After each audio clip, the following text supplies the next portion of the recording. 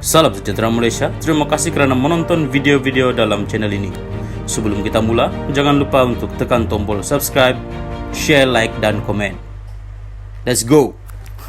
Salam sejahtera dan selamat malam. Berita seterusnya dipetik dari BN Online bertajuk Muhyiddin, Wan Saiful patut malu dengan rakyat, Isham Jalil.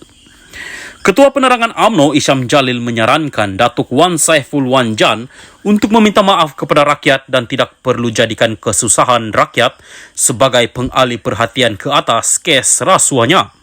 Beliau berkata demikian bagi membidas kenyataan Presiden Bersatu Tan Sri Muhyiddin Yassin yang menyatakan perletakan jawatan Wan Saiful sebagai Ketua Penerangan Bersatu tidak membuktikan dia bersalah. Muhyiddin kata Wan Saiful letak jawatan tidak bermakna dia bersalah. Dia kata itu adalah set standard Bersatu bila dituduh rasuah di mahkamah. Okeylah, kalau begitu, bila Muhyiddin sendiri dituduh di mahkamah nanti, harap dia ikut set standard dia ini.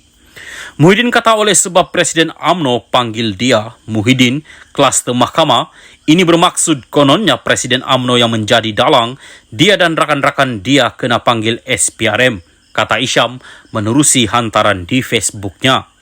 Jelasnya, beliau telah menjangkakan sebelum pilihan raya lagi, Muhyiddin serta rakan partinya lain akan senarai dalam kluster mahkamah sekaligus terlibat dengan pemberian rasuah serta salah guna kuasa dan pemberian secara terus bernilai berbilion ringgit. Muhyiddin juga disarankan untuk tidak meletakkan kesalahan ke atas pihak lain, memandangkan mahkamah telah mendakwa rasuah tersebut dilakukan secara sendiri oleh Presiden Bersatu itu dan membelanjakan komisen projek demi kepentingan politik yang menjadikan beliau adalah dalang dalam kes rasuah itu. Wan Saiful kata dia kesal kerana di saat rakyat sedang susah, tiba-tiba kerajaan ambil tindakan kes rasuah di mahkamah kepada dia. Saya ingin tanya Wan Saiful, habis tu takkan sebab rakyat susah oleh itu kamu mahu kes rasuah kamu tidak perlu diambil tindakan? Kerajaan sedang cuba tangani masalah rakyat, namun kamu juga perlu jawab tuduhan rasuah dan komisen berjuta semasa kamu memegang jawatan dalam kerajaan. Semasa kamu jadi kerajaan rakyat angkat bendera putih dan kerajaan kamu gagal. Namun kini ada kes siasatan mendapati bahawa pada masa yang sama kamu dan rakan-rakan parti kamu sakau duit beratus juta, sebab itu kamu didakwa, kata Isham menerusi hantaran di Facebooknya.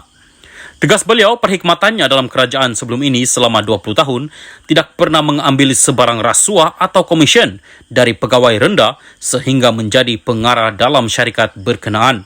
Namun Wan Saiful serta rakan-rakannya didakwa mengambil duit hingga berbilion ringgit walaupun hanya menjadi kerajaan selama 17 bulan dan terlibat dengan tuduhan kes rasuah nilai jutaan ringgit.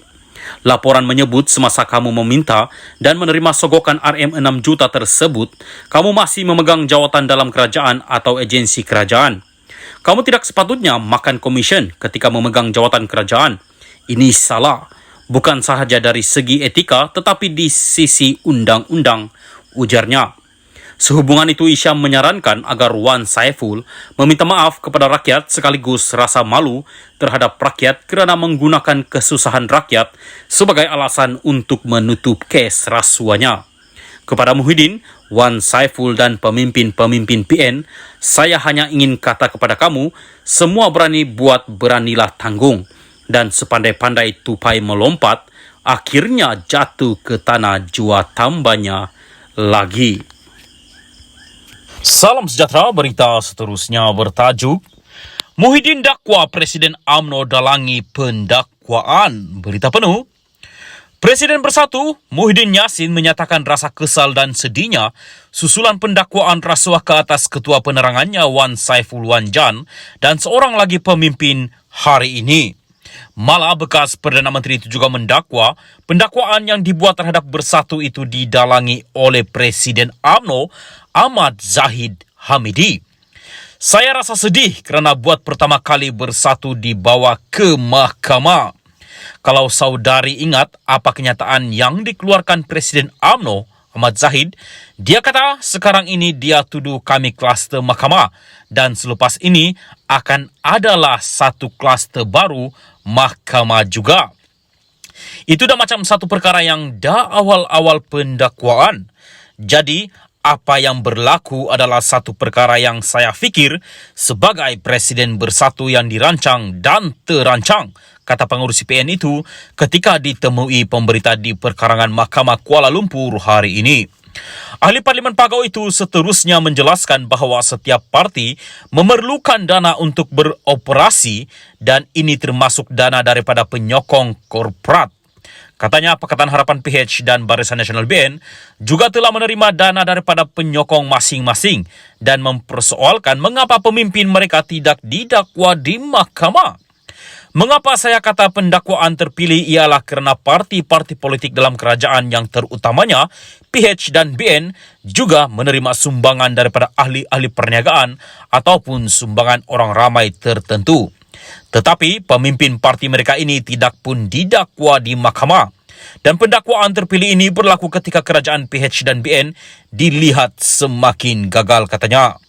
Menurut Muhyiddin, Bersatu juga telah menjangkakan pendakwaan tersebut dilakukan oleh kerajaan PHBN yang bertujuan untuk melumpuhkan Bersatu selepas melihat sokongan rakyat kepada PN pada PRU 15 lalu.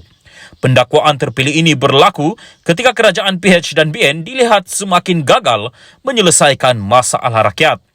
Mereka bakal ditolak dalam pilihan raya di 6 buah negeri yang akan berlangsung tidak berapa lama lagi, katanya. Tanpa Muhyiddin memandangkan tindakan pendakwaan terpilih telah diambil terhadap beberapa pemimpin Bersatu, dia yakin bahawa pembelaan yang sewajarnya dan seadilnya akan ditegakkan di mahkamah. Manakala Mahkamah Rakyat pula akan menghukum PHBN di atas niat jahat mereka melakukan pendakwaan terpilih secara berterusan terhadap lawan politik mereka, katanya lagi.